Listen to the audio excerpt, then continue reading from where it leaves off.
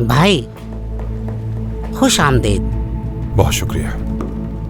शरीफ दिखते हो, यहाँ क्यों आ गए? यहाँ तो सिर्फ मुजरिम लोग आते हैं, मुझसे मत उलझना। ठीक है, देख लूंगा वक्त के साथ। अल्लाह आपको इस्तिकामत दे। शुक्रिया। तुम जैसा इतना बड़ा आदमी यहाँ क्या कर रहा है? गलतफहमी की वजह से। मतलब तुम बेकसूर हो? हाँ। बोलिए से तो बहुत शरीफ दिखता है। वैसे नाम क्या है आपका? मेरा नाम कमाल है। ठीक है, यहाँ पर ये वाला बिस्तर खाली है, चाहे तो ये ले लें, बहुत अच्छा है। शुक्रिया तुम्हारा। मेहरबानी। शुक्रिया।